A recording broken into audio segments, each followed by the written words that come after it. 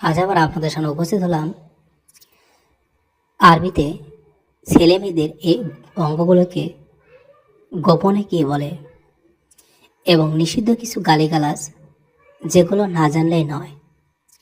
সমস্ত কথাগুলো শিখতে চান এবং জানতে চান, তাহলে অবশ্যই ভিডিওটি একবার হলে দেখবেন। আজকে এর আরবি হবে আলিউম। আলিউম অর্থ হলো আজকে। সমস্যা মুশকিলা। মুশকিলা অর্থ হলো সমস্যা। বেশ্যা বা খানকি, তো ভিউয়ার্স এর আরবি হবে গাহবা। গাহবা। আবার মেয়েদের যোনি বা গোপনাঙ্গকে বোঝানো হয় কুস।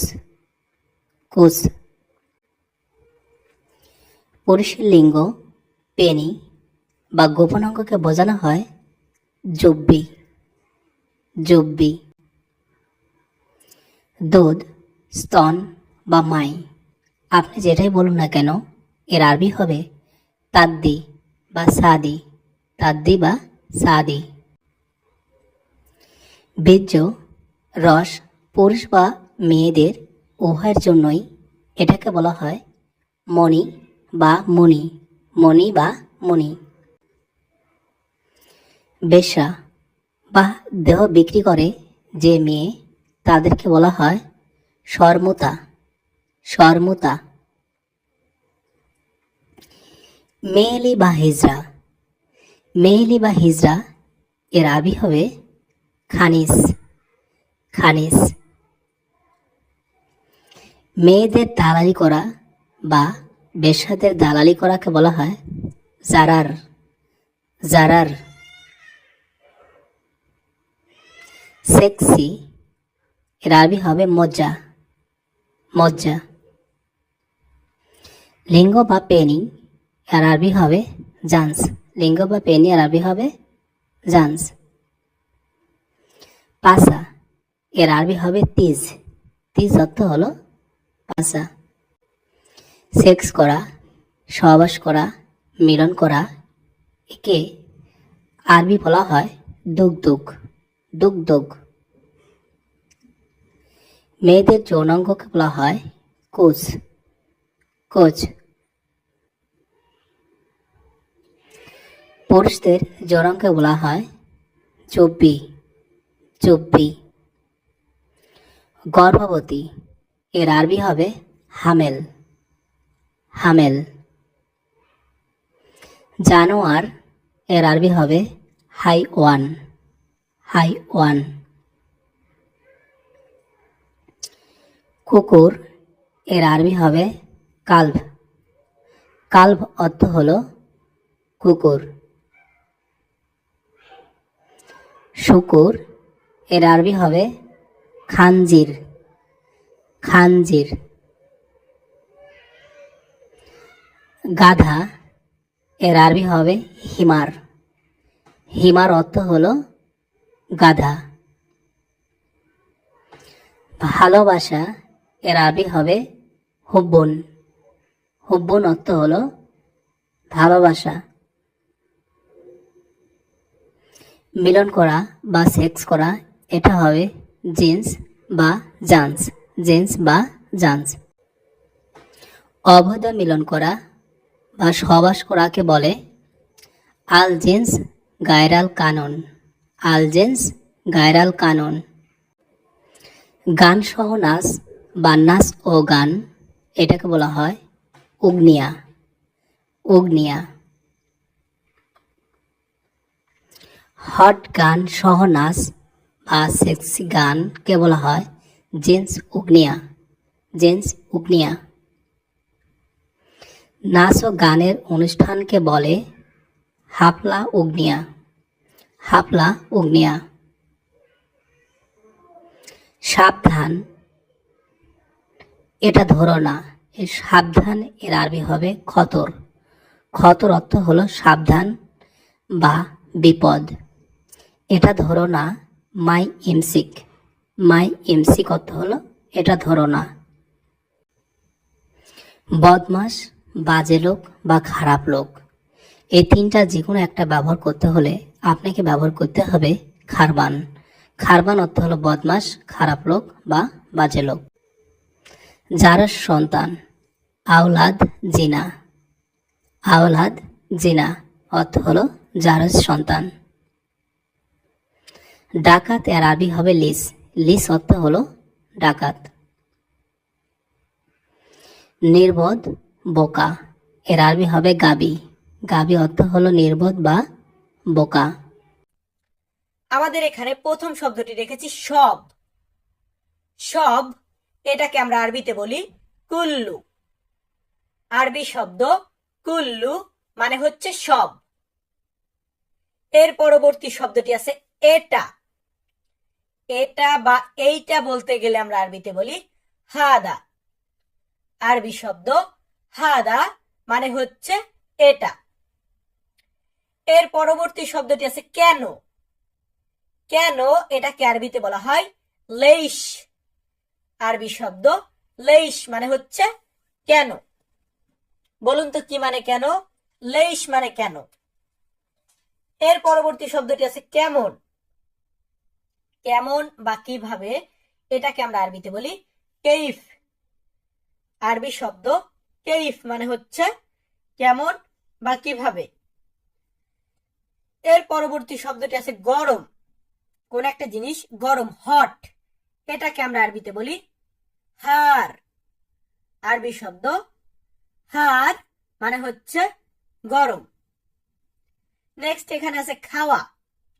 কোন একটা জিনিস খাবো বা খাওয়া, এই খাওয়াটাকে বলা হয় আক্কেল। আরবি শব্দ আক্কেল মানে হচ্ছে খাওয়া। তার পরবর্তীতে আছে দুর্বল। আমরা বলি না অনেক সময় যে দুর্বল লাগতেছে, দুর্বল হয়ে গেছি, তো দুর্বল এটাকে আমরা আরবিতে বলি তাবান। সৌদিতে আমরা কি বলবো? তাবান বলবো। তো আমরা পরবর্তী ধাপে যাচ্ছি। এন্ড আমাদের পরবর্তী শব্দটি আছে অসুস্থ। অসুস্থ এটাকে আরবিতে বলা হয় মারিদ।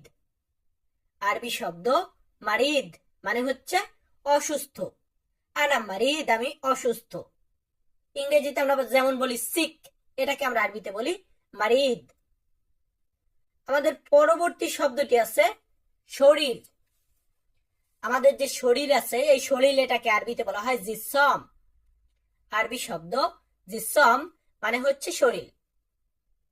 এর পরবর্তীতে আছে রক্ত। আমাদের যে রক্ত, যেটাকে ইংরেজিতে আমরা বলি ব্লাড, এটাকে আমরা সৌদিতে বলবো দম। দম মানে হচ্ছে রক্ত।